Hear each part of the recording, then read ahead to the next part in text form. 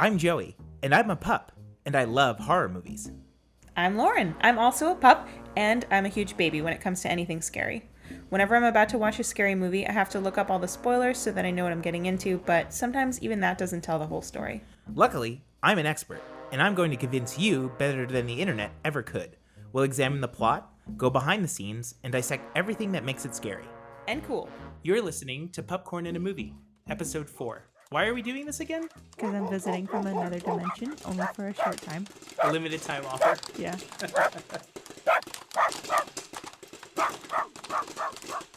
So last week, we talked about Tale of Two Sisters. We sure did. I, again, successfully convinced you to watch it. And I think that also Jackie and Mark helped to convince you to watch it as well. Definitely. With their reaction. I think if they weren't here, I probably would have vetoed that one because it sounded pretty scary when you told me about it. Like we did for our other movies, we set up some microphones and we recorded our reaction to the movie. Looks like faces. Mm-hmm.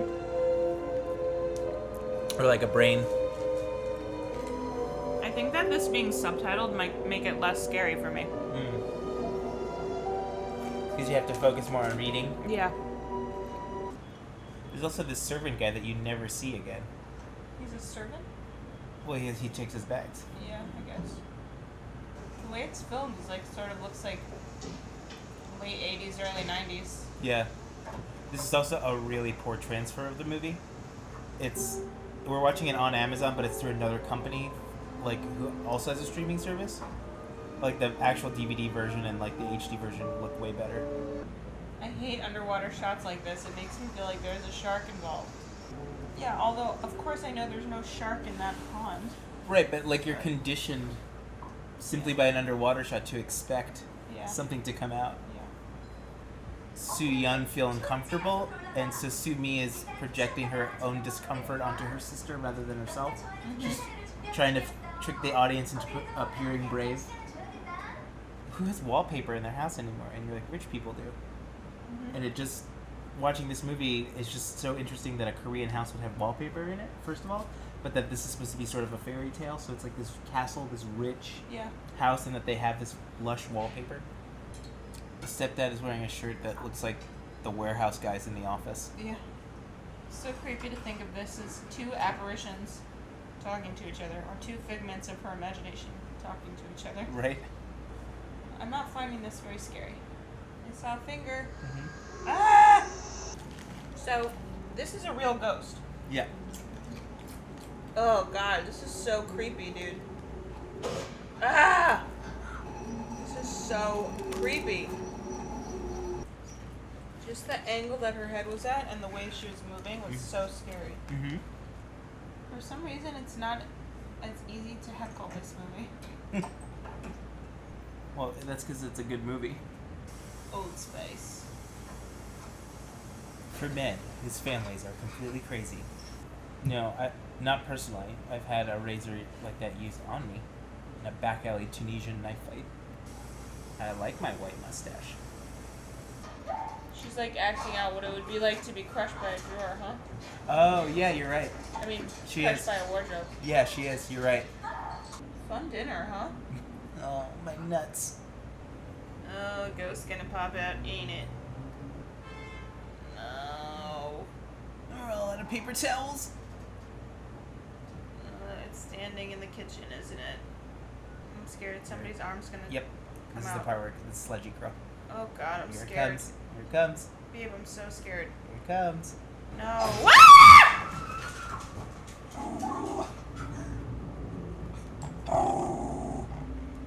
Very kind of Suspiria-esque Yeah. wardrobe. Does it encourage you that if you were to ever be scared by a ghost, that Penny and June would immediately attack it? Yeah. Definitely. They got my back. It's like, oh, thank God this bird is dead. Ugh. I never trust a bird. Never trust a bird. Like I always say. We had a bird? Why am I calling it a bird? What is that? What is a Where bird? did I get that name from? The stepmom's also a little bit Joan Crawfordy. Yeah. In a way. So she's really... Sumi is just alone in a room right now. Yeah. Just spinning and... Imagining this shit. Yeah. Like in Fight Club. Gotta put on my Birdberryan shirt. Stop scissoring me! She only weighs like 12 golden apples. What? How much does a golden apple weigh? 10 100 pounds? 139 stone. Ooh, what happened to my studies? Yeah, bear. Extra strength. That'll do it. That's weird. I usually beat my porcelain dolls in another sack.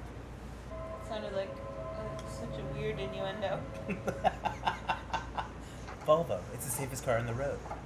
We're getting married. We're getting married. Because it wasn't like she did step on it and it didn't go. No. It was just very subtle. Yeah, that was good. Oh no! Here it comes. No! Oh god. It's coming. Babe, I'm so scared right It's now. coming. I already know what's happening. No, no, no. No. Where is the dad in all this? Just horsing. Just horsing. Me and the fellas were out horsing. Oh god. Okay, that wasn't that scary. Okay. There were a few moments that I almost died, but that's it.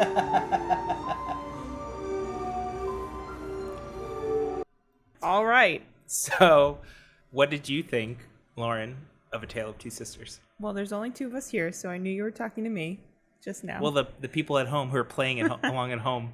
Let me ask you something. This is one of your favorite movies of all time.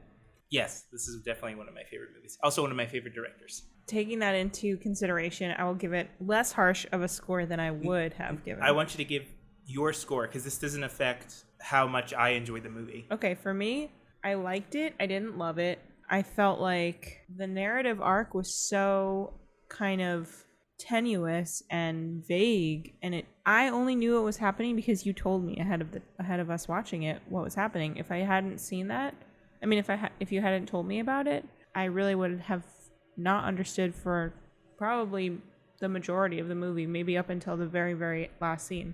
Probably wouldn't have enjoyed it. Also, this movie was difficult to heckle. Right. Because there was actually not a lot of dialogue in the movie at all. Especially considering really what's going on is actually it's one person for the majority of the movie and her projections. But I do understand that the movie is sort of confusing in that way, especially because a lot of other Korean horror movies are sort of rooted in that uncertainty and red herrings and throwing you know, to this side, but it really means this, and that's. And there was no campiness at all. No, it's played completely, straight through the whole movie. Which the other movies that we've seen had at least a little bit, sometimes a lot. Especially Suspiria, which is like unintentionally campy. You know, like there's like a trivia night movie feel to it. Because it's and basically House of the a B Devil movie. too. Yeah, they're both B movies, and I would say that A Tale of Two Sisters is more of A or triple A or however you want to designate those types of movies. I think that there should have been really clear clues that could have been dropped along through the way if you were really paying attention. And I think there were clues, but they were very, very subtle. I actually enjoyed watching the movie with you because I had never caught, and all the times that I've seen it, that the uncle's wife is choking because she's mimicking being crushed by the wardrobe. Yeah, and I noticed some wardrobing choices that they made, like Soo Young and the stepmom in the beginning were wearing the same color shirt, and then later Soo Mi and the stepmom are wearing the same color shirt. It's pretty subtle, though. Yeah, and I think it's a movie that you definitely have to watch again and again to sort of get those subtleties. Mm-hmm. And I think that it does get better on repeat viewings, and that sometimes is to a movie's detriment, that you need to watch it multiple times in order to understand it. But I think just the first time that I saw this, I was just so struck by sort of everything in the movie, the music, the sort of classical, almost Japanese / Korean horror tropes, like this, this girl in this white dress or like this kind of creature or whatever. But there's only like 3 or 4 parts in the movie that are actually kind of frightening. Really, yeah. And those parts, yeah, it's true, I did scream a lot. But they, compared to the other things we've seen, they really weren't that scary. Definitely the character of Soo Mi is, of all the movies we've seen and of most movies that we watch in general, was a very complex and I think realistically portrayed character. Her emotional life felt very real. Clearly she's somebody that's experienced a lot of trauma, and it was interesting to see how the character handled that trauma, because it's not often that you get to see people that are like still truly like in the throes of their mental illness or in the throes of their trauma. They're sort of either before their breakdown or after their breakdown. And we don't even see like her first breakdown. Like the movie is about really her second breakdown. Yeah. And that's kind of interesting because maybe third. That's true. Yeah, you don't really know what stint in the hospital, starts the beginning of the movie. Yeah. But like most movies, like you're absolutely correct, where you sort of see the descent into madness or you see the cure. Mm-hmm. You don't see the struggle, people with mental illnesses go through. Like movies make it seem like, oh, you go crazy and you go to a mental institution and that's it, or you get out and you're cured forever and you have no ill effects. But I think that it's important also to distinguish mental illness from trauma, right? So I guess that's what I'm saying. I thought it was really interesting to watch somebody process trauma and like truly not be over it. The main analysis of the movie suggests that she has some sort of dissociative identity disorder. Uh-huh. So then do you think that the movie just didn't do a good job in sort of portraying that analysis, that it's more of a PTSD trauma? No, I think she had a psychic break, but it was definitely precipitated by like a distinct event, is what I'm saying. It wasn't like a slow descent into madness. Sounds like something terrible happened and she had a psychic break. Right, like nothing has ever happened and she goes to this house and it's scary, and then her trauma is caused by the scariness of the house. She already enters with the burden of the trauma. The house is just manifesting it to the audience. Yeah. For the first time. Uh-huh. Did you think that the movie did a good job in the fairy tale aspect? I was looking for the narrative thread to like connect it to a fairy tale that we know, which there really wasn't a clear connection. The closest one would probably be Cinderella. But I was just looking this up because it reminded me a lot of this book that I am like 3/4 of the way through because I haven't finished it despite picking it up 100 times, called The Merry Spinster by Daniel Mallory Ortberg. And it's like sort of this fractured fairy tale, modern, feminist, dark retelling of fairy tales, how fairy tales tell a cruel story to help prepare women for the world. And one of the tropes that is often explored in fairy tales is like motherlessness. We were actually talking about this when we were watching Song of the Sea. Oh. Because I commented and I said, it's interesting that like most Disney movies and like fairy tales that are turned into cartoons, have this element that one of the parents dies either horribly or is completely missing from the story. The relationship between like the stepmother and Sumi is like reminiscent of sort of most fairy tales where there's like an evil stepmother. The mother is sort of taken out by the evil stepmother, and in this movie, the stepmother is there while the mother is sick. She has like a terminal illness, and then, So it's sort of this bait and switch of like, this in particular is a common trope to talk about the ways that women undermine each other. And so you have this mother who cares for you, and then suddenly there's a bait and switch, and it's a woman who's in competition with you. That is a trope that shows up a lot. Like, think about Snow White, Cinderella. On a scale of 1 to 10, what would you rate A Tale of Two Sisters? I'm going to have to give it kind of a low score. Okay. I think I'm going to give it like a 4.5. Okay. I just... Is that because your expectations of it were different than what I set up? Or is just the movie just, in your eyes, it's just not a good movie? No, it's that I thought it was going to be very scary throughout. I thought it was going to be heart-pounding. It was not that. It was an interesting movie, I guess, but I don't know, it just wasn't that compelling to me. Maybe I've just seen a lot of these fractured fairy tales. Feels a little played out to me. You and I sort of share in that view of certain things, because to me, scary movies don't scare me. So like if you're rating any scary movie on a scare factor, it's like a 0 out of 10 for me. That doesn't interest me at all. It's just not scary to me. It doesn't. Well, you know how I don't like actually being scared, but it was just a very quiet movie. It wasn't, I didn't find it jazzy. Right. Well, because maybe you're used to those themes in a different way. So like this version of those themes is not as impressive to you. Yeah. It's just the same thing for me when I see a scary movie and I'm like, especially new ones where I'm not impressed by its storytelling aspect. But you love this movie. I do. I like this movie a lot. What do you love about this movie? I just think that the atmosphere of it, I think the set design, I think the music is all just very complimentary. I agree. To this story. And I think that it's not a scary movie. It's more of a thriller mystery. We kind of talked about that when we were watching the movie, that it can be classified as horror. And if you see the cover of the movie, they definitely tried to sell it as gut-wrenching horror movie. Yeah, it was not that. But I think that's what I like about it. It's sort of very Korean in its characterization and its sort of language and tone. Like it just matches a lot of other Korean movies. It's like very rooted in their culture. Okay. And I think I appreciate that more because it's not talking to me as an American. it's talking to like a Korean audience, and we're sort of trying to have to decipher what they're trying to say. And I think it's sort of like a movie that makes you work a little bit more. And I like that, being able to be like, okay, that's interesting. I want to follow this thread. Because some movies you're like, I don't really care what happens to these characters or what happened before. But with this, there's so many layers. You're kind of like, I want to know a little bit more just to like wrap it up. But the movie doesn't give you that. So it's kind of like up to your own interpretation. Mm-hmm. Since you didn't think the movie was all that scary.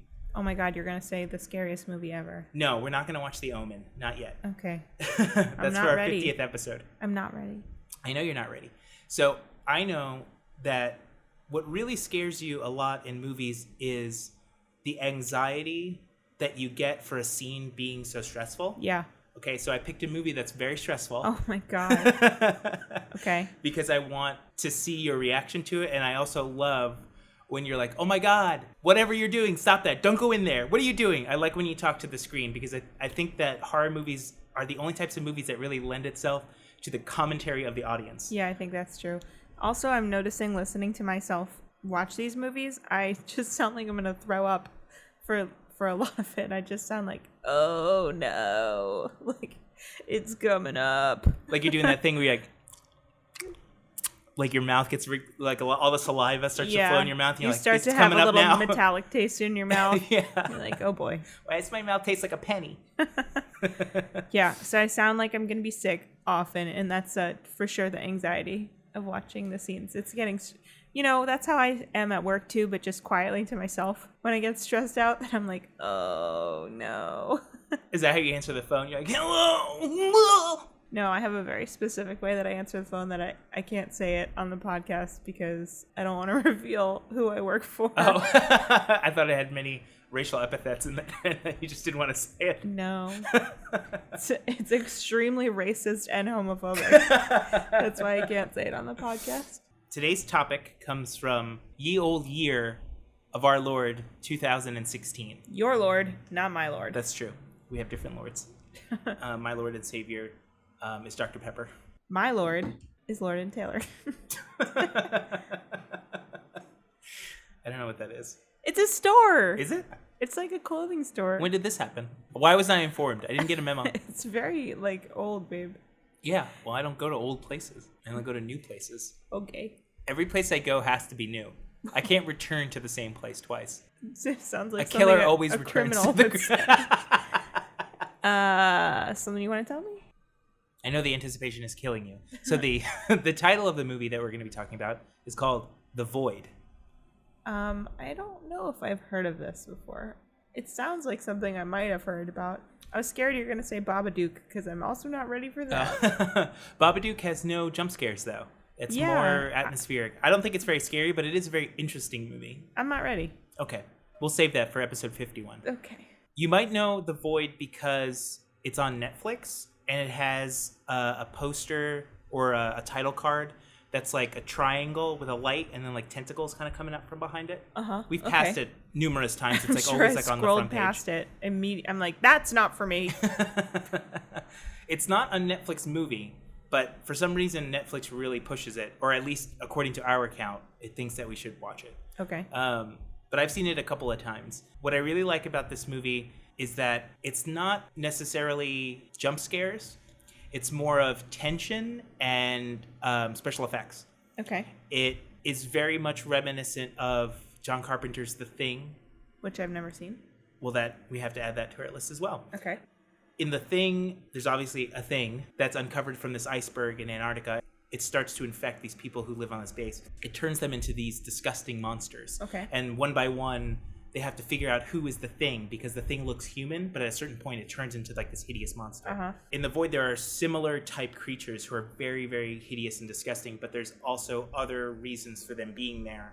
And there's a couple of other storylines that go on throughout the course of the movie. Is it in space? No, it takes place right here on Earth. Right here on Earth? Your Earth, not mine. Okay. I guess you could say it's a little bit famous for this, but it got a lot of funding from Indiegogo. It got about $82,000 raised from Indiegogo to make the movie. The guys who directed it are Jeremy Gillespie and Steven Kostanski, and both from Canada. And they actually worked on this movie that came out a couple of months ago called Suicide Squad. Okay, it's like a comic book movie. They were working on that as like an art director, I believe, and something in special effects. And some of the guys who worked on Suicide Squad ended up working on The Void to help with the special effects. Cool. So they kind of got all their kind of film friends to like help out. And the pre-production was like very, very difficult because of finding the funding and like the creature effects and locations and stuff like that. The movie uses a lot of single light source elements to light the scene. So like in one scene, it's just like a red flare that's lighting the entire room. Or another scene where there's like a fluorescent light that's fallen from the ceiling and it's flickering, and that's the only thing that's lighting the scene. So it's like, sounds very scary.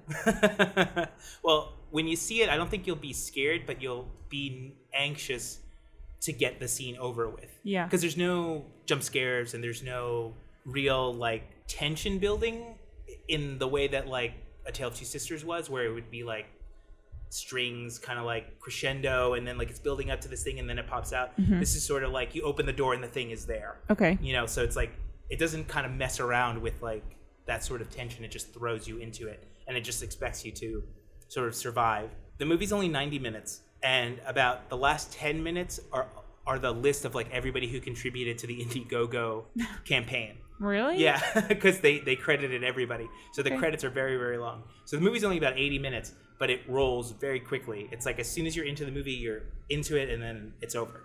We opened up on this dead and bloodied body of this guy, and we're kind of in a dark house, and this woman is just screaming somewhere in this house. Just a regular Monday morning. Monday evening. It's nighttime. Okay. There's this black triangle shape on the interior of the front door. Now that's going to play a motif throughout the entire movie, this triangle symbol.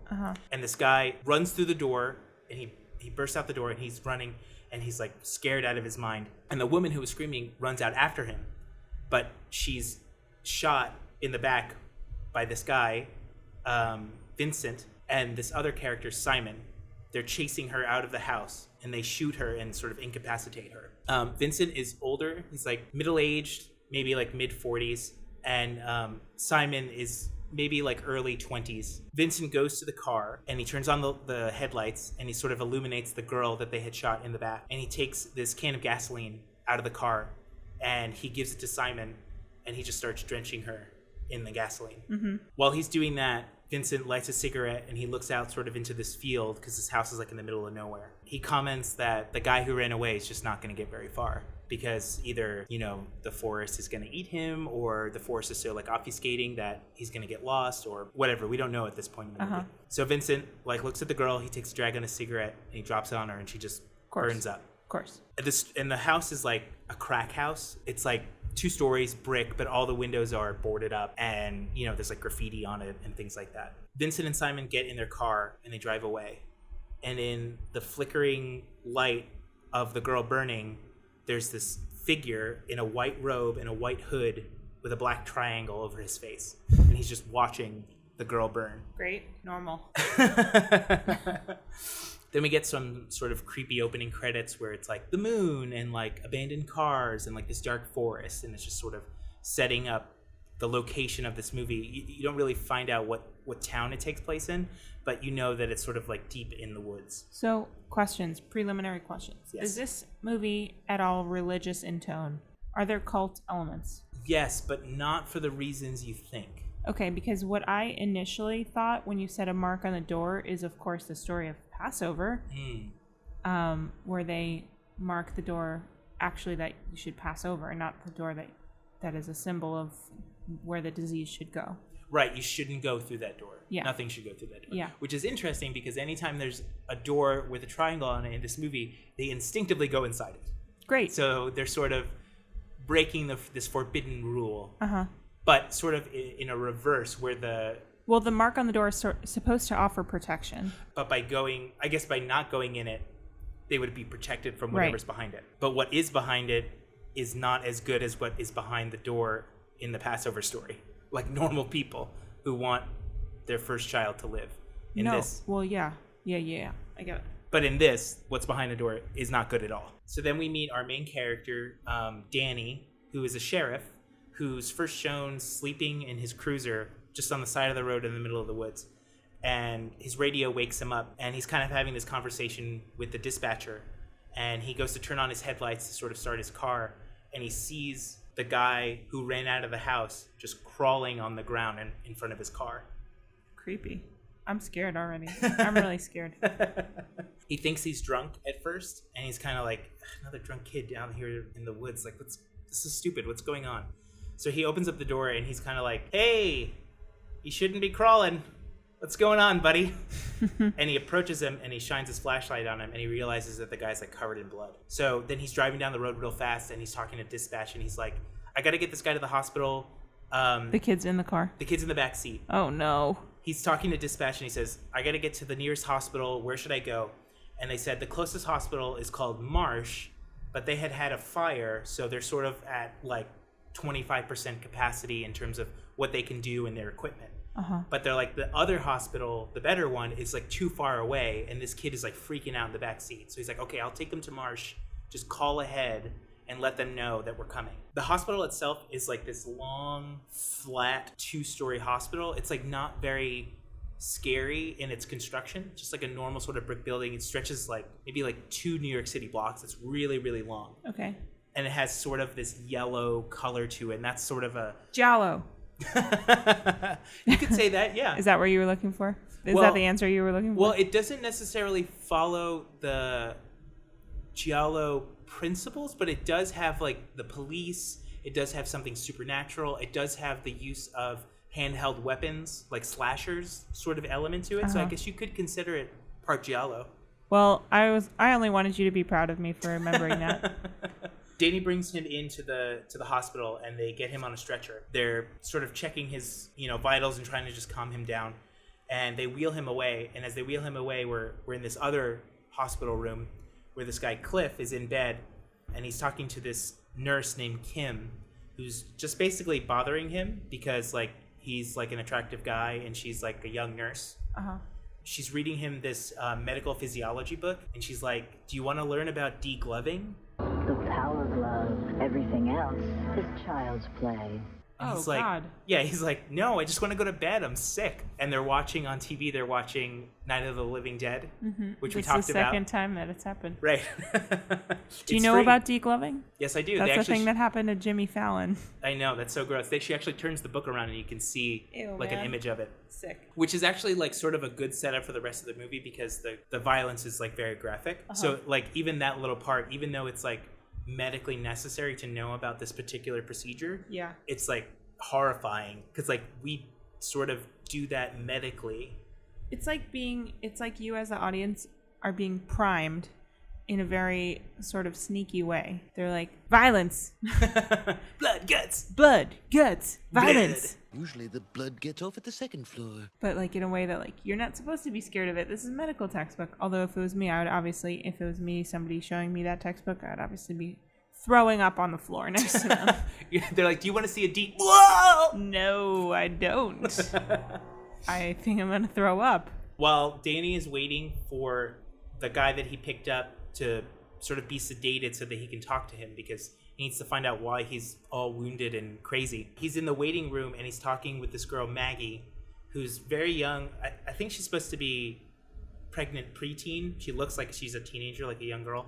And her grandfather is there. You know everybody's names. Yeah, of course, because I write them down. Oh. And I've seen the movie a few times. Well, a lot of times in movies they don't say their names. That's true. I think it's easier for when we talk about it so that... Yeah. Because there are a lot of characters in this movie. Do they all come up again? Yes. Yeah, they're all integral to the story. All right. So already I'm getting like a Walking Dead vibe. Yeah, it does have a little bit of that vibe, except way more gory and sort of way more interesting in the reason for all of it. Okay. So he's talking to Maggie and her grandfather, and Maggie's sort of due within like a month or two, and she's been having some issues, some like stomach pains. And normally they would go to the fancy hospital, but it's too far away. Right. So they want to take her here until she actually has the baby, so then they can go to the nice hospital. Because this hospital is closing down at some point because one of the wings burned, and it's a really shitty hospital. It's basically what they're driving in, like the whole movie. Nobody should be here. The guy that Danny brought in is, again, freaking out, and they have to give him a sedative to sort of calm him down. Sedative? The doctor on call is this guy, Dr. Powell, and he's like kind of this old gray-haired, very soft-spoken doctor. He gives him the sedative, and Danny's like, okay, I'm just going to wait until he's actually ready, because he was going to go talk to him, but he freaks out again. It turns out that one of the nurses that works there, Allison, used to be married to Danny. Mm-hmm. They sort of have this very tenuous relationship where she's like, hey, and he's like, what does that mean? Like one of those sorts of things, like, okay, like what, like they can't be civil. Like every word has like a meaning behind it. So there's kind of like this standoffish relationship. No closure. Yeah, no closure. Because as Dr. Powell reveals in about 2 seconds after this conversation between Danny and Allison, he's like, don't be mad at her. She hasn't processed what happened. It's really hard to lose a child. And you're like, wow, that just came out of left field. Yeah, come on, man. I guess we should talk about this. Some of the things that I don't like about this movie. The dialogue is pretty shitty, and the acting is pretty shitty, but everything else I think makes up for it. And I think that makes a really good B movie, like when you can ignore sort of all these factors but be entertained by the other stuff. So the woman that plays Allison is like, she's the character that they wrote that she has to be annoying the whole movie. When they're like, we gotta go, she's like, well, what's wrong? And like, no, we gotta go, I'll tell you later, just follow me. And she's like, no, we have to stay and talk about this. Got it. So they write her in a very specific way. Uh-huh. In this scene, you're kind of like, all right, I get it. She's like gonna be sort of, testy with the other characters and sort of impede them in every action that they want to make. It's sort of a old horror trope, that they make this woman like sort of the pain in the ass to everybody, when they could have just made her like an actual decent character that like helps them. Okay. That's one of the aspects of the movie that I don't like. It's that like she's a wasted character because has an actual backstory. She has this trauma of losing a child and how that comes into play throughout the course of the movie. They make you not like her so that you don't sympathize with her as the movie goes along. We're sort of set up that there's this relationship, she lost the baby, things aren't great between them, and somehow everybody seems to know their business. Mm-hmm. Small town life. Exactly. Danny goes out in the hall and he hears this woman crying from a room. And it turns out that it's this nurse, Beverly, who helped get the kid that he brought into his room. Like, they say her name once, you see her very briefly.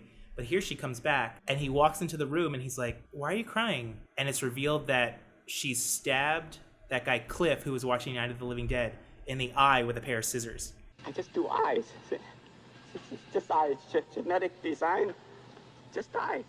And she's like taking it out of his eye as he walks into the room, as Danny walks into the room. She turns around, and she's removed all the skin from her face. Sure. And she's like, this is not my face. Oh my God. And Danny's like, okay, we're going to get you some help. Everything's going to be okay. And then she plucks like skin off of her face, like loose skin, and just like kind of throws it on the floor. Ew. She raises her scissors to attack him, and he's like, no.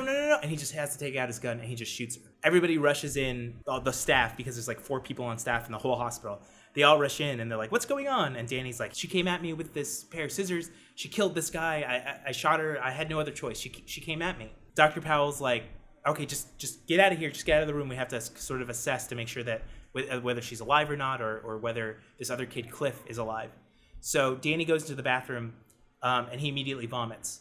And he goes to the sink to wash up, and he looks at his reflection, and he just starts to shake like uncontrollably. And then he passes out, and he sees these visions of like stretching flesh and just blood and these dark mountains, and then like these sort of celestial clouds, almost like you're looking at like a galaxy far, far away. Uh-huh.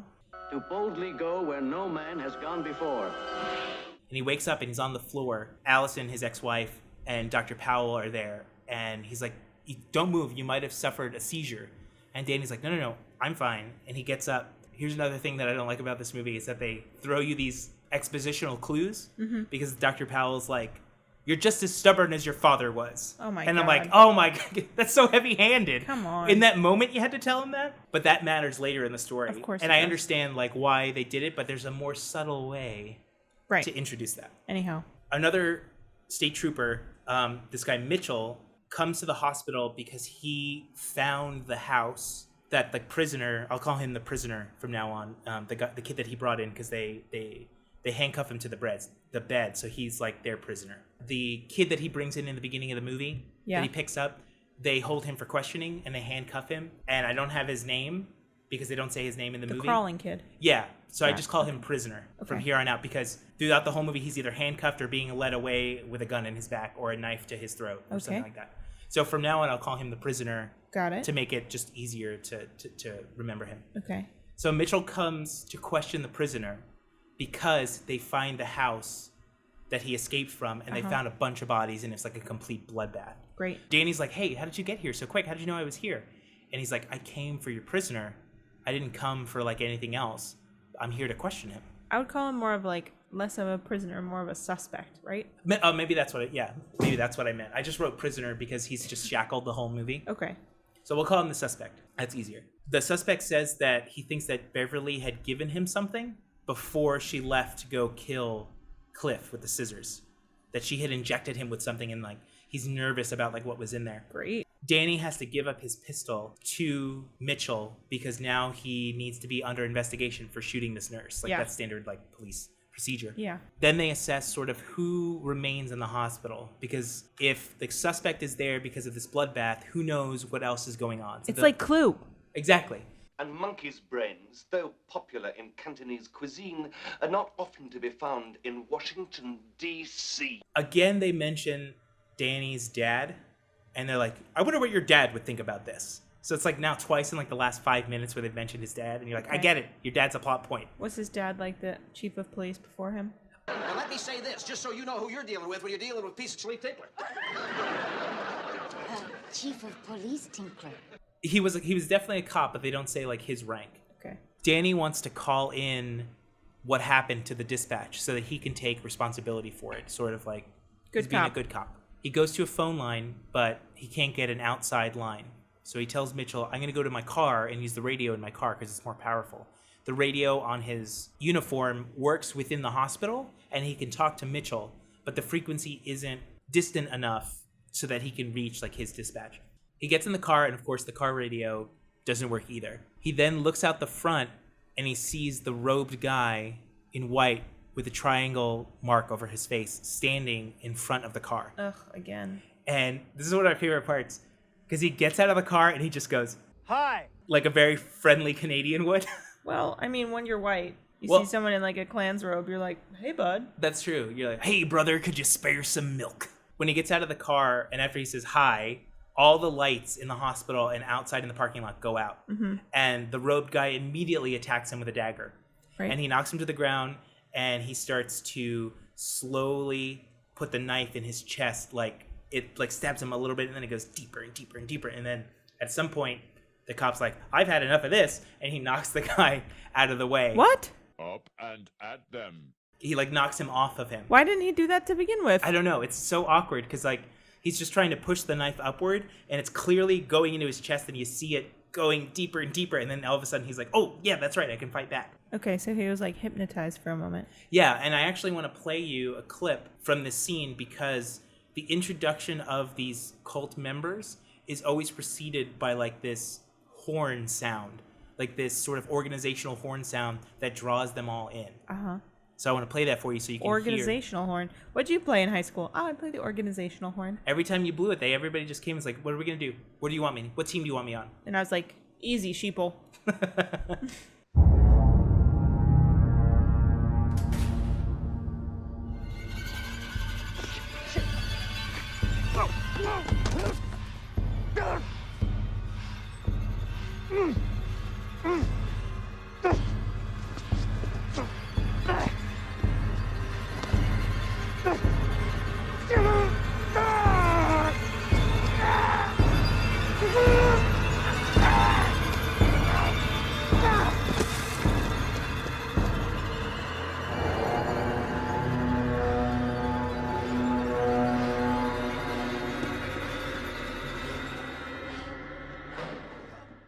So you can hear in that clip that 2 times the horn is blown. So on the first one, there's just one guy in a robe. But the second time it's blown, he realizes that the entire hospital is just surrounded by these robed people. Like in Hereditary. Exactly. So 2 things. 1, I can tell from just that clip that I'm going to be scared a lot, scared out of my brains watching this. Number 2, it is so much scarier hearing those sounds in headphones. Oh, absolutely. It really heightens the experience. Like watching it anywhere else besides the theater is not the same as... So I'm sitting here at the table with you recording the podcast, and like everything in our apartment's normal except for I'm hearing this uninterrupted terrifying music. like these strings that Yeah. are about to break almost. Yeah. It's very stressful. Do you think I'm going to be able to go to bed tonight after hearing this? Yes, I think so. Because I'm already scared. Okay. Well, you said that about A Tale of Two Sisters. Yeah, I didn't have any nightmares that night, but this feels scarier than that. Like I mentioned before, I do think that it's more stressful, to use your terminology, that you get stressed out when you watch certain movies. Yeah. And I picked that because I think for you, the fear comes from being stressed. Because people have different fears when they watch a scary movie. Like some people don't like, the darkness, or they don't like the music or whatever. Sometimes it's not about the anxiety for some people. It's simply they don't like the jump scares. They can handle everything up until that point. You sort of, when you're watching it, you don't like the anticipation or the sort of stress that a character has to go through when you know that something is so close, but they keep slipping away from it. I'm just too empathetic. Although when I have nightmares and I have like scary thoughts and I can't go to bed, it's usually a scary image that is burned in my mind. Okay. But during the movie, it's more of the stress of the actions of the characters. But then it's the imagery that haunts me. Right. Later. I think there will be a few things that may stick with you after the movie, like a few hours afterward, but I don't think anything that'll sort of scar you. Like right now, I'm still thinking about this woman peeling off her frickin' own face. When she turns around, it's lit in a way that you sort of can tell, can't tell, because it's so dark. Yeah. So I think the image that you're thinking of is actually scarier than the product. I'm thinking of Mars Attacks style aliens with like just their skeletons and it's like goop on their face. Yeah, it's kind of similar to that, except when they pick off the skin, it's like more realistic. It's just that, more realistic. Yeah, way more realistic than 1997 when Mars Attacks came out. That movie was a gem, and I will not let you besmirch its name. No, I love that movie. I'm not saying anything. Has everything. Sarah Jessica Parker's in that movie. Mm-hmm. And everybody dies in that movie. Yeah, it's awesome. Yeah, Tim Burton was like, I don't care. Tim Burton's like, I'm Tim Burton. I'm going to be irrelevant They're in 2 all years. gonna die. That's not true. He made lots of movies after that. Yeah, but like, nobody regards them as good as like Beetlejuice or Pee-wee's Big Adventure or Edward Scissorhands or Ed Wood. Okay, what about Big Fish? Big Fish is okay. I don't think it's anywhere near as good as Willy Wonka, Charlie and the Chocolate Factory. No, I didn't not like that at all. Or I didn't like Dark Shadows. I also didn't like Alice in Wonderland. Oh yeah, really anything Johnny Depp related, I could just leave it. Ed Wood is great, and Edward Scissorhands is great. But yeah, that's true. But that's kind of before Johnny Depp got weird. Yeah, exactly. After he gets stabbed, he knocks him over, and he escapes, and he runs back inside. And it's revealed as this is going on, is that Beverly, the nurse that he shot, has these gigantic spider legs crawling out of her mouth. Yeah. And her body is like shaking. Yeah. Like you do after you get shot. That's what happens. That's like how it normally goes, I think. When you get shot, there's a little spider inside. Yeah. And they lay eggs, and then it comes out. So they call it a spider gun. Do they? Nope. Oh. I don't think so. Spider gun enthusiasts, write in. Let us know what you think. Is that part of the Second Amendment? Right to bear spider arms? Spider legs? Yeah. Allison and the other nurse, Kim, who's like the nurse in training. The less hot nurse. Yes. They try to pressurize Danny's wound to stop the bleeding. And for some reason, they're like, we have to stop the bleeding. Make sure he doesn't go to sleep. And then he immediately passes out. Mm-hmm. And he starts having those same visions that he had when he passed out in the bathroom. Danny wakes up after his wound has been under control. And you have to assume that he either passes out from pain or has a quote-unquote seizure, like the doctor told him before. Yeah. It's just really easy to dismiss as a seizure. Like, oh, you passed out. You must have had a seizure. That's kind of serious, though. The seizures, the visions. Everybody's like, don't get up, Danny. Just stay down. He's like, nope, I'm fine. I'm just getting up. And he looks outside, and for the first time, everybody sees that they're completely surrounded now by these cultists in these robes. They're just like standing there, not moving, like kind of stagnated in this like weird pattern all around the hospital. But they're inside the hospital now. Yeah, the main characters are inside the hospital, and all the cultists are outside. Got it. The suspect that they brought in, again, freaks out, and so they run to his room, and he's knocked over his gurney, and he's handcuffed to it on the floor. And behind him, is this hideous reptilian, hunched over, tentacle spewing creature, and it has Beverly's face And it's like, there's where my face went. you look great. You do something different, you get a haircut, you're looking great. It's a good change.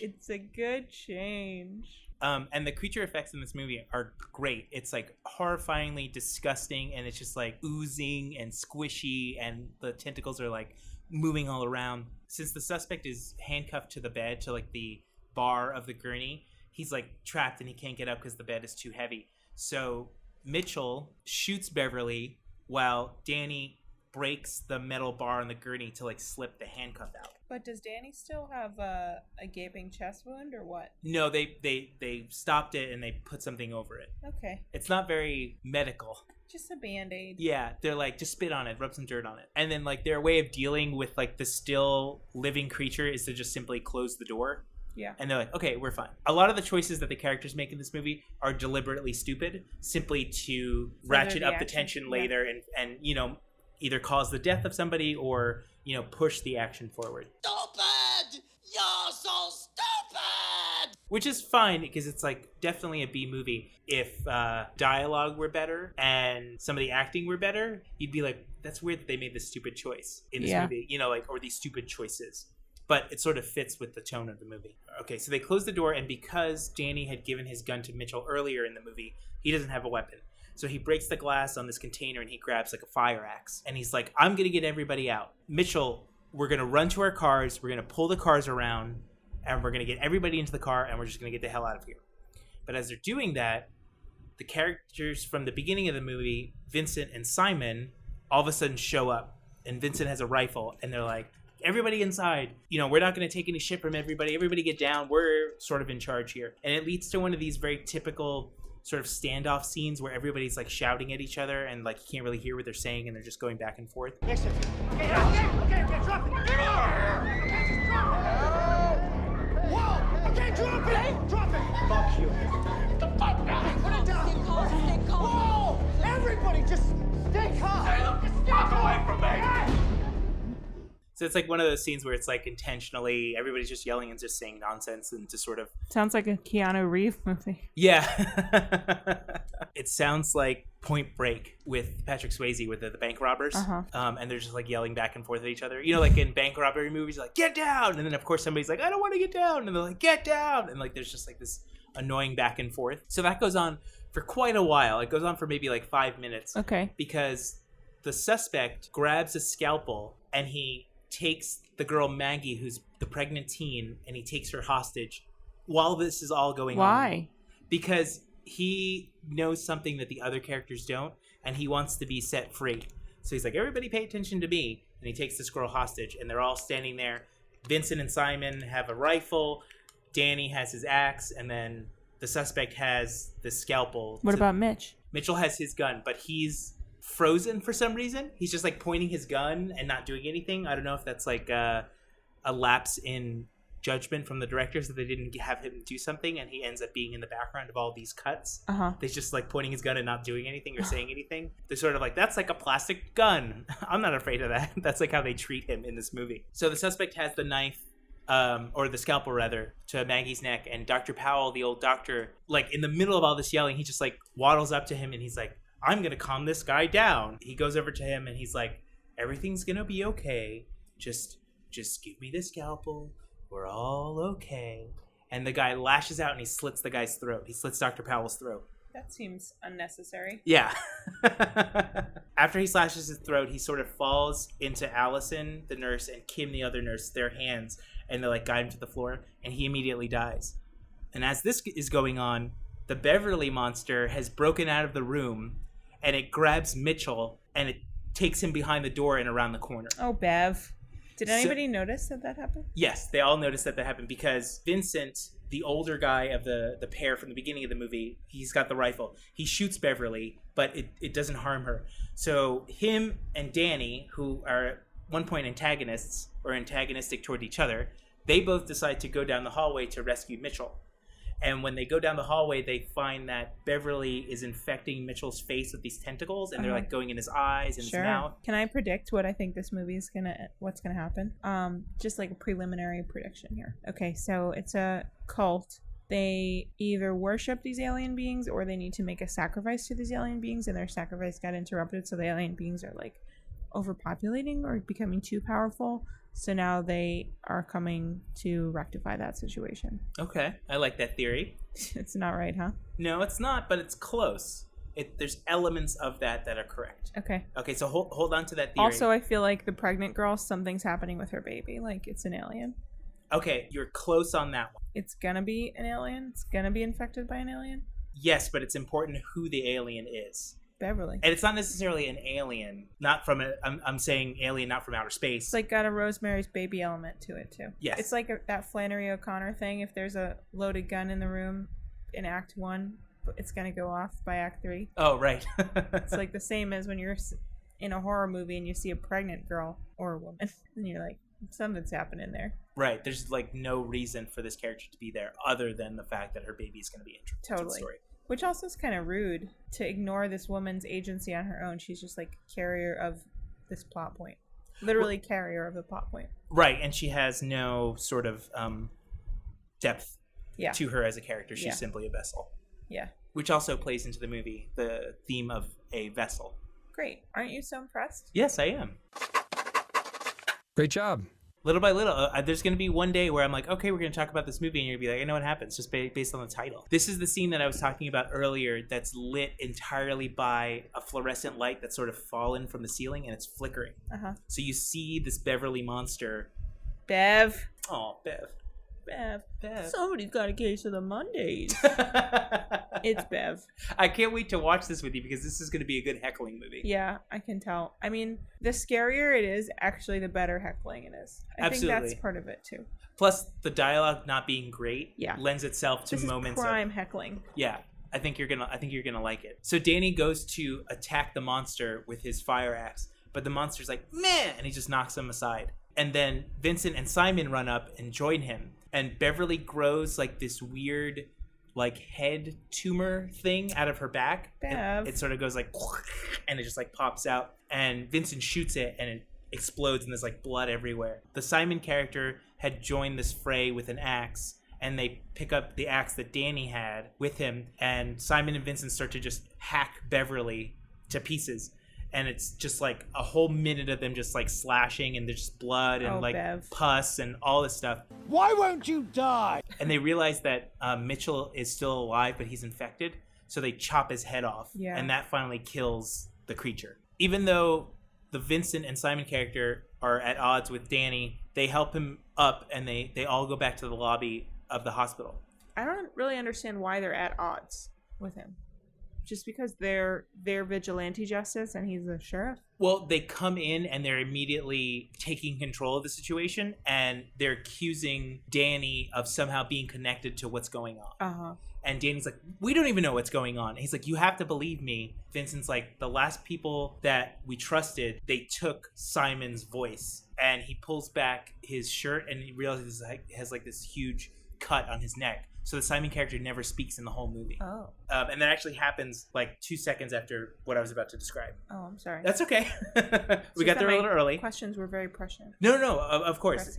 So they're at odds simply because Danny doesn't know what's going on. The Simon and Vincent character know what's going on, think everybody's a suspect in this, cult nefarious goings-ons. Uh-huh. But they're not listening to him, and everybody's just yelling back and forth. They're really there to they want to just kill everybody and just get rid of all the traces. It's the easiest solution for them. Yeah. But Danny's like, no, we can work together, and they're just not listening. So they're constantly at odds in the beginning of the movie. They go back to the lobby of the hospital, and Danny wants to organize everybody, and he wants to calm everybody down. Vincent's like, I need the suspect. You have to give me the suspect. And they're not sure why they need him just yet. And Danny refuses. So he gets knocked out by a punch to the face with the edge of the axe, the handle of the axe. Yeah. Then it's revealed that the last people that they trusted cut Simon's throat, and so that he can no longer speak. Vincent's like, why don't we just burn the place down and just take everybody with it? That'll be the easiest solution. Danny convinces them the people there are not part of any conspiracy. They're just as sort of in the dark as they are, as the Vincent and Simon characters are.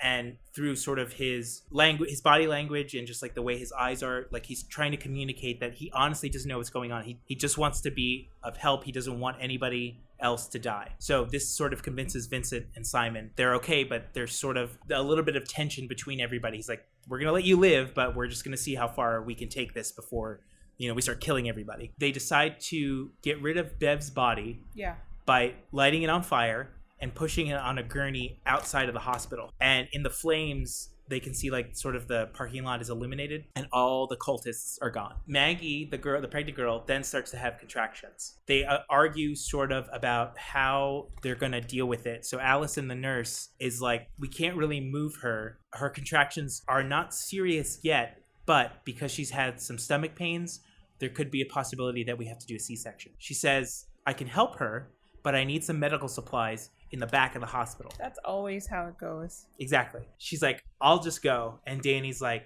no, you're not going alone in this creepy hospital. That's ridiculous. So he convinces her not to go along. And he's like, before we go, we need to go to my cruiser and get my shotgun, because that's going to protect us. Because it turns out that the rifle that Vincent has, it no longer has any bullets. He's run out of bullets.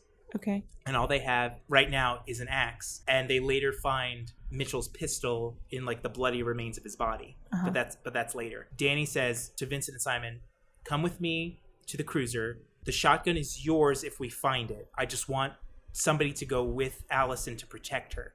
You guys can still be in charge. We just want to help. The shotgun is yours. So they're like, okay, fine. So they go outside and they realize that somebody has moved the cruiser really, really far away from the hospital. Good stuff. So now they have to run to it. Oh my God. And get the stuff before the cultists come. They go out there and there's ammunition in the trunk, and he has this sort of complicated unlocking system in the car to unlock the shotgun. He has to open up the dashboard and there's like a key that he has to turn inside, which then unlocks the gun for use.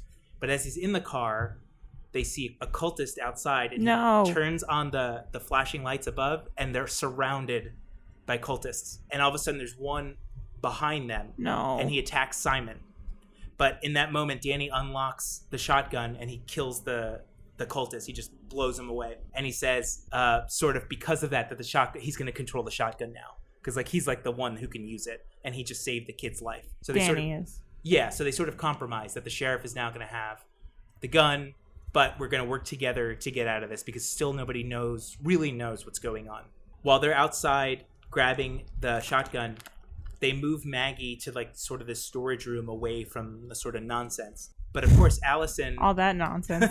all that jazz that's going on outside. Allison, of course, goes out on her own to find the supplies without waiting for Danny. Again, another stupid decision that sets up the rest of the movie. Women be women. Women never be listening. And of course, when she gets to the supply room, the light doesn't work. Yeah. So she's rummaging around, and she bends down to like pick something up, and standing in the doorway is Dr. Powell. So he's risen from the grave. Yeah. But that's all we see of her and Dr. Powell. Oh, I forgot to mention, when they turn on the police lights and they see all the figures around them, they all pull out knives at the same time. And it's like this very cool, like synchronized sort of thing where they're all just like, and they all have knives. They get back into the hospital, and it's weird because like the cultists don't enter the hospital. So they're like, they never have to barricade the door. So like they realize that the cultists are not trying to come in, they prevent them from getting out. You know, kind of a reversal of things where they don't have to like put everything against the door to barricade them in. Like the cultists don't care if they run out, they're just going to kill them anyway. So it's like sort of creepy and like that, you know, we're just looking at each other and nobody's making a move, and they'll just wait as long as it takes. Yeah. Danny gets back to the hospital and he goes into the storage room where Maggie is, and he finds out that Allison is missing. He goes with Vincent to go find her, and he finds out that Simon's family was killed by the cultists and that Vincent rescued him. They go out into the lobby and they see that Dr. Powell's dead body is gone, and of course, like in the other scene, you see him standing behind Allison. So these characters are now just finding out that this happened. They grab Mitchell's gun from the floor, and it's like covered in like goop and blood and stuff like that. Yeah. They go to the supply room, and it's completely empty except for the supplies that Allison had already sort of funneled into like this plastic bag. So they grab those, and all of a sudden they hear this phone ringing from somewhere in the hospital, and they follow it into like this empty office. Really? Like, why do they need to answer the phone right now? Well, because the phone line didn't work before when he tried to call in what had happened to Beverly. So now the phones are working again. Okay. And he goes in, and on the phone, there's like this switchboard of like all the different lines in the hospital. Yep. And the one that's ringing is the morgue. He answers it, and this guy's like, "Hello, Daniel. It's Dr. Powell." And you're like, because he has this really creepy voice. Like, it's not the same voice that he was using earlier in the movie. You're like, I'm not sure that it is Dr. Powell. I think that maybe somebody's using your body for something, or... Dr. Powell's like, "I want to show you more." And, he's kind of using all these, like, this cryptic language about his father went further than him, and that he needs to go even further, and that he needs to follow in his father's footsteps and see how far he truly went. So the father's in the cult? It's unclear his role in the cult. In the whole movie, it's very unclear. But there is a little bit of a clue later on, but it can mean many different things. Okay. Dr. Powell says that the night that Danny's baby died, that it was clawing to get out. Ew. Yeah. As Danny is having this conversation, Vincent finds kind of like this old tin lunchbox, and he opens it up, and it's Polaroid pictures of like cultists and like surgeries and like victims and things like that.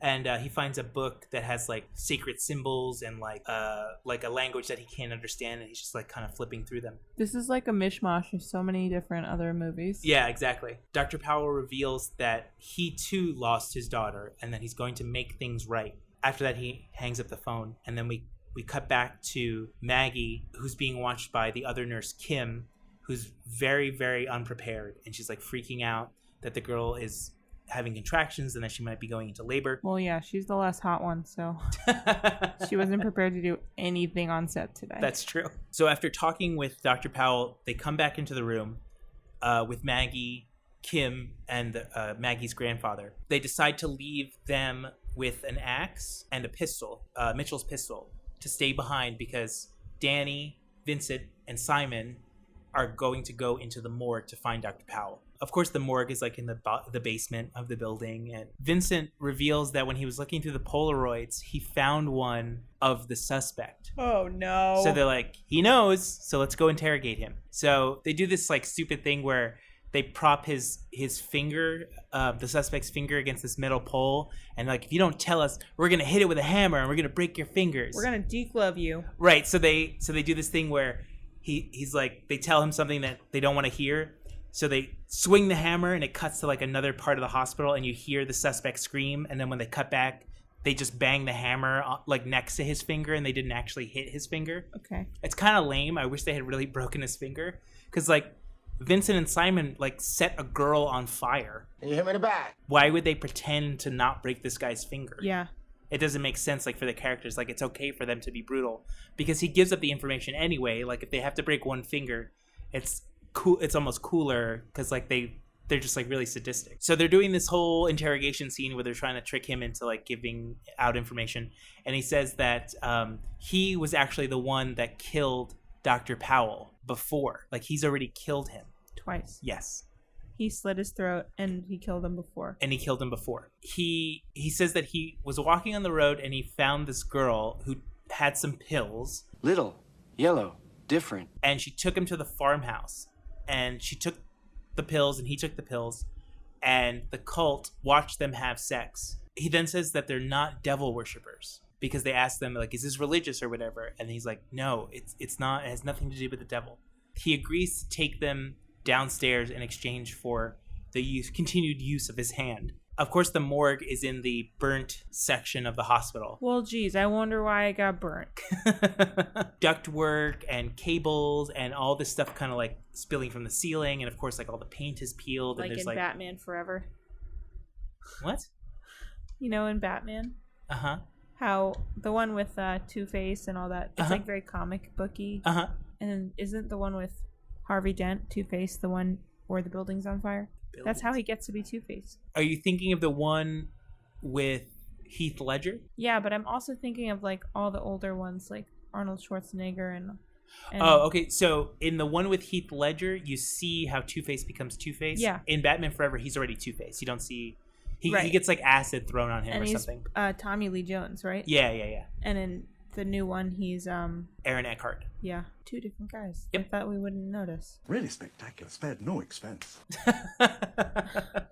Also, I mean, everybody else is different too. Yeah, well, I mean, the only person that matters is Batman, and he wears a mask most of the time. So yeah, that's true. And he talks like this. Some of the time he has hard nipples, and some of the time he doesn't. Keep that or cut that. I don't care. Live it on the edge. Kim, the last remaining nurse, is leading them through the burnt out section of the hospital via radio. So she's like, okay, go to the end of the hall, and then you should see a door.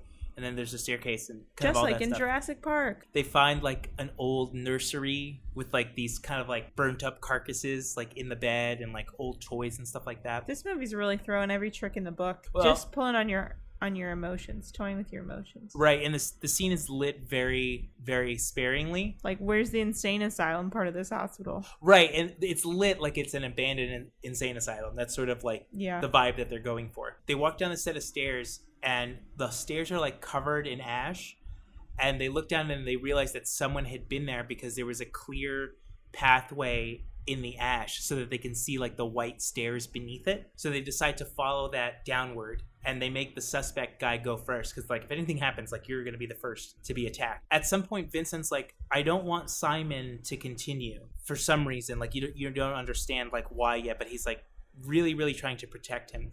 But later in the movie, we'll see why Vincent is protecting Simon. Simon refuses, and finally they're like, no, we're all gonna go. We're all here. We can't turn back now. Allison wakes up, and she's in an examination room, and her body is covered like in a white sheet. Dr. Powell is at a sink with his back facing Allison, and he's like, just hold still. I'm almost done. And he's like kind of like working with these instruments, and he's cleaning blood off of like a scalpel. His arm sort of comes into frame, and you see that he's been pulling all the skin off of his arm.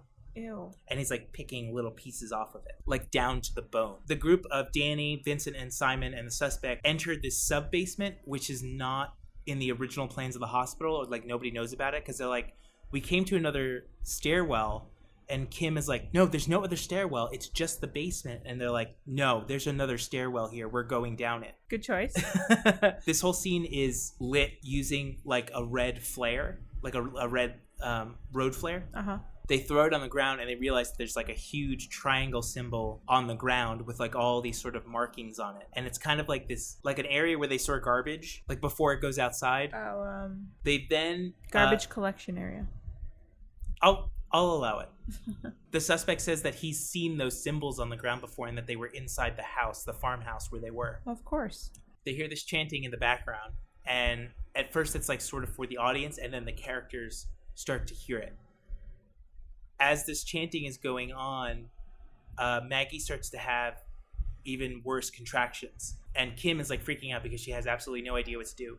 So she ruffles through like the bag of supplies that they brought back, and she gives her an injection, and Maggie passes out. Hopefully it's the right one. Kim doesn't seem to know what the hell she's doing. They're like, cyanide, here, just take the whole thing. Just take it. The group in the basement finds like this very plain door, like a door that would not be in a hospital, like that would be like on an old farmhouse. They find this wooden door, and it has the triangle symbol on it. Danny then remembers the night that his baby died, and you see kind of like these flashes, like he's holding Allison's hand, like his hand is on her belly. There's like all these kind of creepy shots of like blood and flesh and just like things like going through his mind. So they all decide to go through the door together, and we cut back to Dr. Powell. He's talking to Allison about reincarnation and how he's been trying to put souls into his creations. That he's put all of his creations in the basement of the hospital, all the ones that have failed. Oh, okay. But he won't let them die, he says, because they're his. He sees himself like not as a god, but someone who can play God. Yeah. So but for some reason, he doesn't want to kill these creations almost like they're his minions. Like they're his sons and daughters. Like Westworld. I've only seen the first like episode of But didn't Westworld. You see the old Westworld? Yeah, but the old Westworld isn't like that. I'm picking up a lot of references. Okay. Well, I think this came out before Westworld. I know it did. Very smart of them. Very sneaky. Dr. Powell reveals that the baby that Allison had that died from any sort of cultist or supernatural occurrence. It died because the umbilical cord wrapped around its neck and it choked to death. Wouldn't she know that already? I don't think I don't think she knew about that because he's revealing it to her as if this is the first time that she's hearing it. She thought before this moment that it was the cultist? No, but that it was something else. Because okay. just in the way that he's describing it, I don't know if it's for the audience's benefit, but he's speaking to her like she's unaware. Okay. And he sort of makes this this analogy between the sort of the irony that the child was choked with the very thing giving him life. Yeah. He tells Allison that he seeks this true resurrection in order to call his daughter back from beyond. He turns around and it's revealed that all the skin from his face is gone. Sure. And he pulls back the sheet that's around her, and her stomach is bloated like she's pregnant, and there's like hands pushing up her skin, like trying to get out, like there's something trying to get out. Her. Yeah, he put something in her, and now it's trying to get out, and it's all like blocky and weird shape. Sick. And it's just like pushing against her stomach. And he says like, it's already done. Like, we're done. You can't stop it. Just like in House of the Devil. Exactly. Just like Bart. Just like Bart. Great job. So the group in the basement find his failed experiments. Yeah. And they're all kind of like in this sort of like meat packing plant. They're kind of like on hooks and like suspended and just like silent and just like drooping. And there's just like, it's lit sort of by the flare, the red flare. Maggie, meanwhile, starts to bleed as she's having these contractions. And Kim realizes that she has to perform a C-section on the girl. Oh my God, leave it to Kim. They didn't even try to help her deliver the baby. No, because that's at one point she wasn't far enough along to deliver it, so she's having these increased contractions as all the stuff in the hospital is going on. Uh-huh. Vincent is then attacked by these voices and visions, and he sort of drops his weapon and he's sort of incapacitated. And they hear this slurping metallic bang, and it's just like over and over again, and they all turn and they see this corpse with a hole completely through its head, like no teeth, disfigured jaw, no eyes, ramming itself into the pole so it goes through its head. And it just like keeps doing it over and over again. And it finally stops and it just looks over at them. And then all the creatures in the room come to life and they start attacking the four guys. So they have one shotgun, which is being held by the younger guy, Simon, and he just starts unloading on all these like monsters as they're trying to attack them. And it's like these obese, gross, grotesque tentacle creatures. It's like thin, bony guys, like people without heads, people without limbs, like their guts exposed. It's like absolutely horrifying and disgusting. And they're all like zombie-like. Uh-huh. And they come to life and they start to attack them. In the sort of the commotion of this action scene, Danny and the suspect sort of go off into this other room, and there's like this sheet on the ground, and this creature lifts up, and the creature's head has been like sewn on backwards, and it's crab walking. So like it's in like Toy Story. Yeah, exactly. Or it like in The Exorcist, if and when we watch that. It's very similar to that. So it's like all contorted, and it's just like cracking, and like it's walking so unnaturally. The suspect jumps on Danny, and he's like trying to like attack him, trying to like beat him up so that the suspect can run away from all this stuff.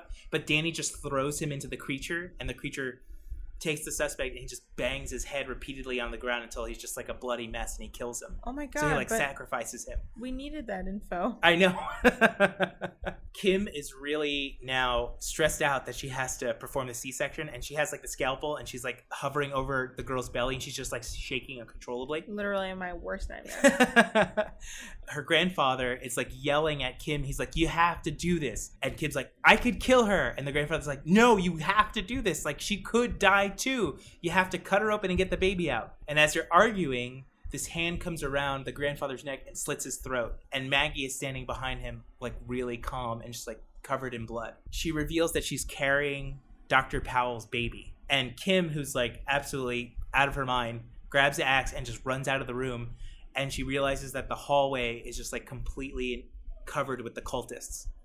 So she uses the axe to like lock the door, like the door handles together.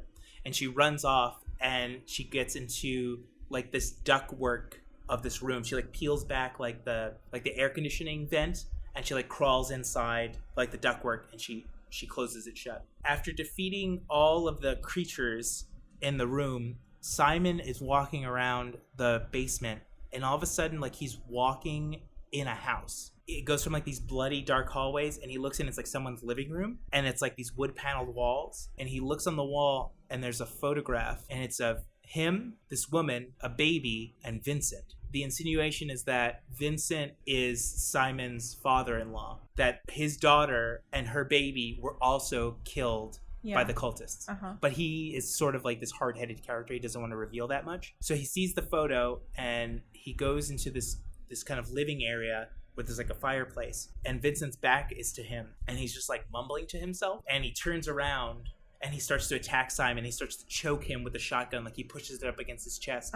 Vincent says that he should have stayed and protected them, meaning like his family. And then he starts to see these visions that he finds a woman sort of draped in like a plastic tarp, and she's like all bloody, and like he hears like a baby screaming. Simon takes one of the flares and he lights it and he sticks it into Vincent's gut, and all of a sudden like they're in this dark hallway, and you realize that it was all like sort of a vision in both of their minds. And Vincent sort of calms down, and he's like not being tormented by these visions anymore, even though like now he's got like this gut wound from the flare. So that part really did happen. They really fought, but the house was like sort of all in their imagination. Like they sort of just like went to that memory. Like the hospital or Dr. Powell or the creatures are affecting his brain. Daniel, after throwing the suspect to the creature. Formal. He was Danny before, now he's Danny. Oh, I'm sorry. Yes, Danny. Because I wrote Daniel, even though he's Danny, I went back and forth. Because Dr. Powell calls him Daniel, but everybody else calls him Danny. Yeah. So Danny finds Allison. She says that she can feel the baby in her stomach. And all of a sudden he starts to hear Dr. Powell's voice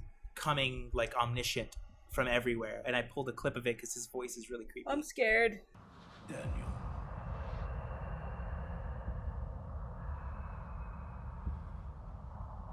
I know your secret. I saw it in your face. The night Allison lost your child.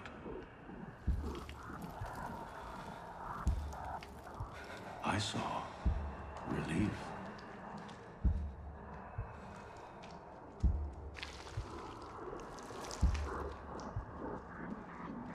What have you done?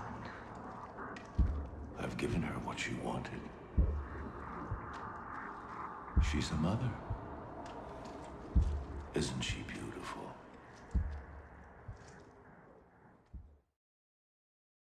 Okay, so before this dialogue happens, Danny sees Allison normally. And after Dr. Powell's done explaining it, he sees that Allison is actually this horrifying, disgusting monster that's like laid on the table, and there's tentacles that are shooting out from her body, and they're just sticking to every inch of the wall. So she's like almost like this giant flower, this disgusting dripping flower that's bloomed. Feed me Seymour.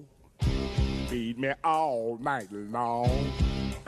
He looks down, and like Danny was holding Allison's hand, and when he looks down, it's completely turned to ash, and it like crumples in his hand. She's just this like really gross, very plant-like, like kind of dark greenish, sickly, like there's no human element to it. It's just like this complete like chrysalis that has like bloomed, and it's like squirting and moving, and it's just like filling the room.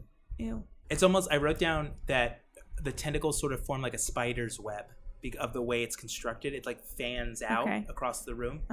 So he decides that he's going to kill her, and it's this really great moment because he like raises the axe, and then we cut and we're in the hallway, and we see like the frosted glass door and his shadow like lowering the axe over and over again, and like the blood is like splattering on the door as like we're like pulling back, and there's no sound, there's only music. Like they don't give you sort of the satisfaction of it. It's actually very cool. Like it's supposed to be poignant, that you're supposed to be like, oh no, Allison, he's killing her, but it's more in that it's just a very sort of well-crafted shot. It has no poignancy because you don't care about this character. Yeah. But it's just a very beautiful looking dolly back, and just the music, it just makes it look very cool. All of a sudden, after this happens, we see a triangle, the borders of a giant triangle start to illuminate, and it's like this white border, and the room starts to get brighter, and we realize that there's like these 4 gurneys in this sort of dark blue room. Danny is in the room now, so we're sort of like entering Dr. Powell's mind in a way, because like all of a sudden he's just like in this room. There's no explanation for him how he got from Allison's room to this kind of triangular ritualistic sanctuary. Dr. Powell says that he has the ability to defy God. He's blessed and that he's learned that he shouldn't be afraid of death and that he should embrace it. Danny's like sort of slowly walking through the room, just like not knowing what's going on, and all of a sudden he gets stabbed in the back. And Maggie and 2 cultists are behind him. Danny struggles like with the knife, and he ends up knocking the gurney over, and he like falls to the ground, and he's just like incapacitated. Maggie approaches this triangular light, and Dr. Powell reveals himself, and he's basically like all of his skin got turned inside out, and it got burned. How'd it get burned? How'd it get burned? How'd it get burned? How'd it get burned? Yeah. You can see like every little like line of his muscles, but it's all like black. Like Two-Face. Yeah, but way grosser. I'm just making references to other films. Except Two-Face had only had one side of his face. Well, yeah. Dr. Powell tells Danny that in order for his grand scheme to work, that Danny has to die just like his father and just like his son. So, strangled. That is actually a good observation. I never thought of that. You don't know how the dad dies, but in a second I'll tell you what happens between Danny and Dr. Powell. Dr. Powell kneels before the giant triangle outline, and he starts to chant, and it opens as this giant triangular piece of the wall starts to like push back, and it's revealed that it's just like this huge bright white light. Maggie then sees this vision of like blood like squirting out of like this fleshy thing. She gets really sick and she falls over, and her stomach completely explodes, and this giant creature just leaps out of it. Just like even more horrifying than like anything that you've seen in the movie. It's like kind of got like raptor legs, and it's got a face that's like a human skull. Ew. And it's like hunched over, and it's got tentacles, and it's like just really, really gross. I find it really interesting that every instance or mention of pregnancy in this movie always ends badly. There's like 4 or 5 times that it's come up already, and like everyone's gotten pregnant and like it turned into a disaster. It's That's a all. PSA for preteen sex. Well, I do think it's interesting that like just the women don't really have much of a storyline except like to get pregnant. Yeah, exactly. They're like we said again. The one of the themes of the movie is like acting as a vessel, right? Like in certain cults or like what we think of when we think of cults, like women are seen more as an object to fill with something rather than to be anything of value, like on like a human emotional level. Right. Vincent and Simon find this like chamber, and they rush in, and Vincent shoots this baby creature with the shotgun, but it doesn't harm it, and it shoots out this tentacle, and it wraps around his leg, and it knocks him down.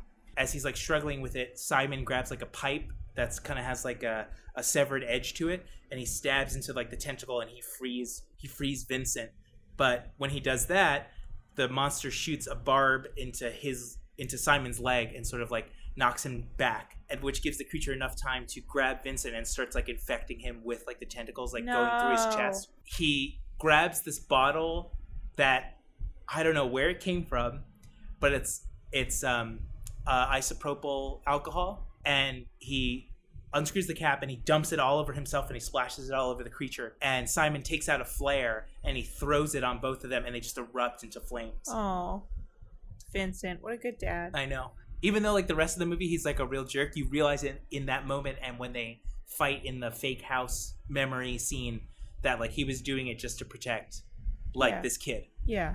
Dr. Powell starts to like assimilate with like the universe, quote unquote. He like stands in front of the giant triangle, like he turns to dust, and he starts to like meld with like this celestial looking gaseous cloud. Before he can fully turn his body over to like this dimension, Danny stabs him in the shoulder with the axe. But as he's doing that, he realizes like that Dr. Powell is like this omniscient, powerful being, and he like doesn't feel it at all. And Dr. Powell grabs Danny around the neck and starts to choke him. Now, I think that's where the connection comes into like the umbilical cord, and that possibly, you know, his dad's in some way asphyxiated, or he was choked to death. Did he kill himself by hanging? It might be, but it's never revealed. Okay. But that might be a possible explanation, is that he hung himself. Okay. Dr. Powell says that in order for everything to be over, that Danny just needs to let go, and then he can be with Allison. Like they can truly be who they really are and be at peace. So Danny says yes, like over and over and over again. And Dr. Powell releases his grip around his neck, and Danny charges into him, and they both go through this portal door. And it like vaporizes, and it forms like a shadow of the triangle on the wall, and the gate closes. Everything in the hospital, rather, starts to collapse. Like there's like an earthquake coming. It's about to be like sucked into itself or something like that. So Simon is the only one left alive in the basement, and he starts to run, and he realizes that he's being chased by the monster that he burned. It's still alive. Yeah. He's running through the hallway, and the hallway starts to collapse. Like the walls are closing in, and they're like, he's like rubbing up against it, and it's about to crush him to death. And he jumps through the door, and it crushes the creature, and it kills it. And he looks behind him, and there's no door. It's just the wall to the hospital. So like he escaped like this other dimension, and he's back like in the real world. The sun starts to come up, and Simon finds the grandpa who died, who had his throat slit. He finds him, and he finds Kim alive in this room. He hears like this noise coming from the door, and he picks up like a fire extinguisher, and he's about to bash who's ever in there, but she's in there, and she comes out, and she's like, oh my god, I can't believe what happened. I'm so glad like we're alive. And she's just like kind of freaking out. We then fade to black, and you think the movie's gonna be over, but all of a sudden we're like in this apocalyptic other dimension, and there's like these giant shards of crystals like shooting up from the ground in the distance, and it's all like black and mountainous, and there's like thunderclouds, and it's just like threatening this like gigantic storm. And Danny and Allison are standing together like in the middle of like this desert, and they're holding hands, and they're looking up at this giant triangle, this black giant triangle in the distance, and the sun like goes behind the triangle, and then like it all turns to black, and the movie ends. And then they did something that I hate, and Hereditary did the same thing, is that they play over the credits, they play a folk song as if it's supposed to be like this complete change in tone to the movie. Yeah. And I hate that. Well, I guess in Hereditary they're saying like, hey, it all worked out just great for the cultist. Right, but I just think that's like, I don't know, it's just cheesy. Yeah. It's like you have this like kind of powerful, interesting, open-ended ending, and then you're like, and you're like, oh, come on. Like, why did you have to ruin that moment by completely changing? Like, I don't need to be cheered up. Yeah. I'm an adult. I can figure out, you know, how to disconnect from the movie on my own. And it keeps getting funnier every single time I see it. I don't know if it's supposed to cheer you up or if it's just supposed to be an ironic, like, you know, contrast. Well, I think it's just supposed to shock you out of the nature of the ending. Yeah. Like it's this futile, depressing ending where they're like stuck in this other dimension. They're still alive, and now they have to deal with Dr. Powell, who's still alive. Just because he got pushed to the portal doesn't mean he's dead. He's just out of the human universe. So just Simon and the nurse, and also Danny and Allison are alive there, or they're not alive?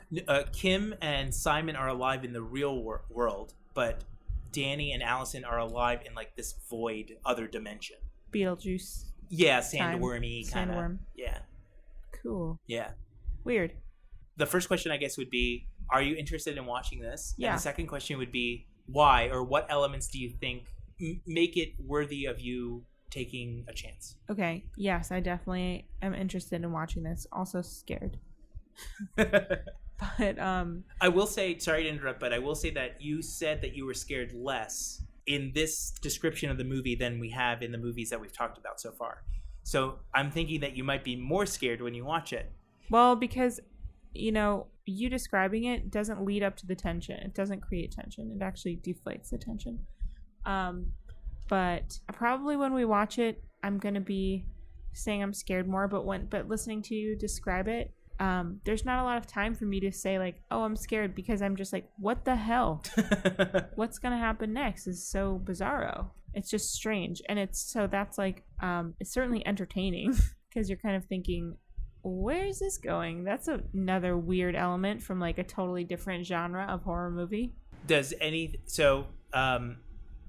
sort of the confusion of the story sort of once you want to clarify that, like, is that like sort of your only motive for watching the movie, or like you interested to see like what these things look like? Well, or yeah, like I'm interested to see what they look like. I'm like, you know, morbidly interested in seeing what a face with inside out burned skin looks like, even though I will probably be really scared. He's like this towering. They got a different actor to play his Inside Out burn part. Yeah, I mean, like, wouldn't you? Yeah, because like Dr. Powell's character is like very kind of short and stocky, and like his like god, devil version of himself is like this big, muscular, kind of tall like creature. But like, it makes no sense because if he was God or a devil, like he wouldn't need to be a doctor also. No, he's like he says at one point that like he's sort of playing God. Yeah. Like it's sort of easier to play God than to be God. Yeah. And that on Earth he whether or not God or the devil exists, like he still has the power to create these creatures to like wreak havoc on these humans by creating them into like these creatures and trying to like have his daughter reborn. Yeah, like Dr. Mengele. Yeah, he's like Dr. Mengele / Dr. Moreau. It also kind of reminds me of that Natalie Portman movie that we saw. Oh, Annihilation? Yeah. Yeah, it's like Annihilation. Open-ended like that. Yeah, Annihilation's sort of like an art house version of certain elements of The Void. Okay.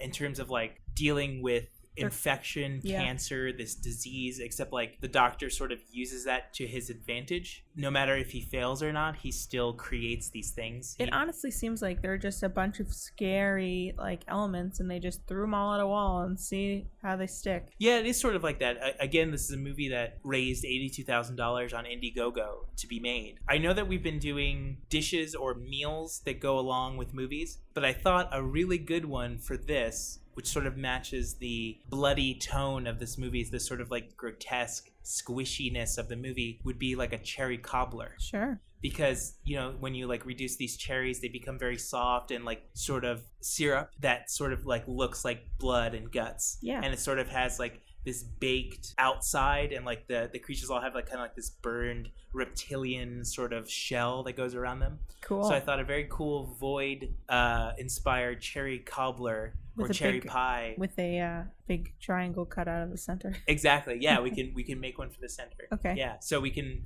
post a cherry cobbler recipe along with this episode so that you too can make your own Void inspired triangular cherry cobbler. Cool. Speaking of blood red, we've done this transition before, so this is like your least favorite part if you're one of the 7 listeners who listened to our last episode where I plug my book Below, a horror novel that I wrote, and it's available on Kindle and paperback, and you can go to my official website, notyourplatypus.com. That's notyourplatypus.com. You can find links to the Amazon Kindle version there. You can pick up the paperback, which is inspired by old kind of pulp novels from the 40s and 50s. There's a section in there for like coupons that you can send in to get other books, and just the typeface and even the coloring of the paper is just meant to evoke sort of an old paperback that you would find like maybe in your attic, and you don't know what it is, but you decide to open up and read it. The book is about some deals with the devil and how these 3 siblings sort of have to handle the aftermath of that and how it affects not only their mental and emotional state, but like the transformation of like their physical world. So if you're interested in like a really good summer read before the heat goes away and you can't go to the beach anymore, you can pick up Below by going to notyourplatypus.com. We'll have links in the description of this episode wherever you're listening to it. Did you get what I did with blood red? Yeah. Because it's a book. Yeah. And you read it. Uh-huh. Got it. Okay, just checking. How do we want to sign off? We got to come up with like a sign off. Oh my God. I feel really unprepared. Maybe we should just end it. Like, now. Now.